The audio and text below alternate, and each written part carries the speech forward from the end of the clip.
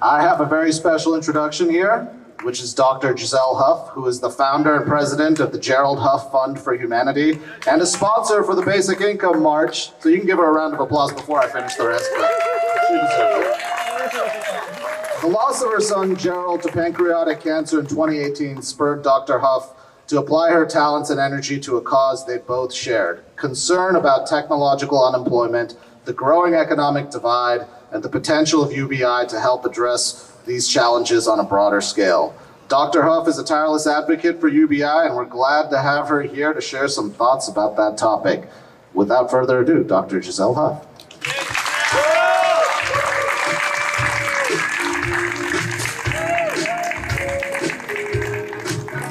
Thank you very much for that kind introduction. Gerald would be astounded at what is going on at this point that we've just heard about from the previous speakers. He started thinking about this in 2013, became friends with Scott Sentence, who's the guru of UBI intellectually, and really went all out, devoting his time and his passion to this topic. He wrote a techno-thriller called Crisis 2038, where he describes what it would be like in 2038 if we don't do something now, as we just heard our last speaker say. And you can pick up a postcard on the Income March table in the back, where you will see how you can read the book for free, not read it, sorry, technology. You can hear the book for free at the website that we've established. So I'm now standing here, I'm 85 years old. That's not an applause line. Let me tell you, when I get up in the morning, it's not an applause line. The reason I'm saying that is that because I now have the hope, the belief that this is going to happen in my lifetime. I couldn't say that before. I've never been able to say that. And the way it's going to happen is as when I introduce the next speaker, is the steps that are going to take place, as Natalie referred to in her speech, that are one step at a time, but never letting go, never stopping, one step at a time, and taking every victory as something to be celebrated. It is my great pleasure to introduce my dear friend, Senator Dave Cortese. So my connection to Senator Cortese was very serendipitous. We had lunch one day in a very nice restaurant in San Francisco, and we started talking about universal basic income.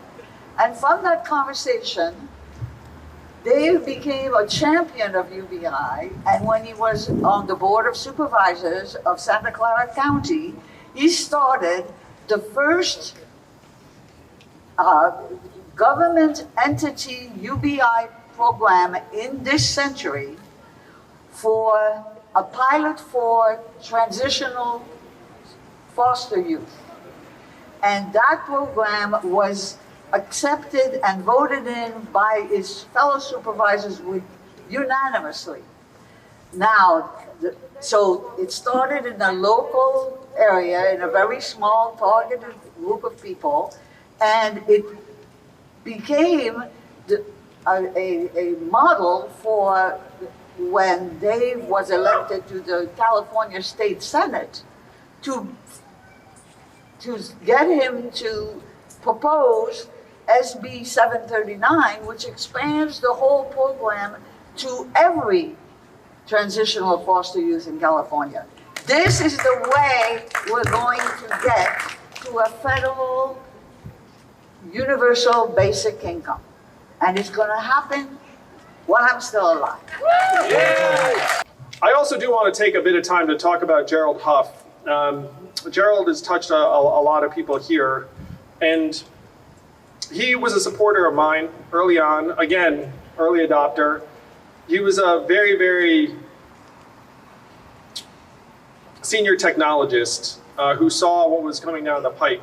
And I met him at a house party fundraiser in the Bay Area. And then when I heard that he passed, it was the most heartbreaking, stunning news, because I'd seen him hale and hearty maybe 2-3 months earlier. The fact that he had passed struck me as literally impossible. And it was shortly after that that I sat with his mother, Giselle, who's here with us today. And Giselle said that what Gerald would want us all to do is to take his vision further and help make it a reality. And Giselle has been a powerhouse every day since then. And I do want to recognize the work that Giselle's doing on her son's behalf. Thank you, Giselle.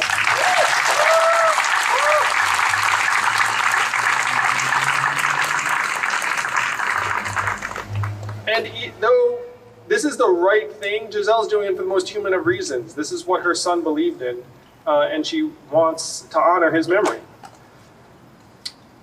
I'm a parent. I have no idea what it'd be like to lose your child, but you're building on his legacy in the best way possible, Giselle.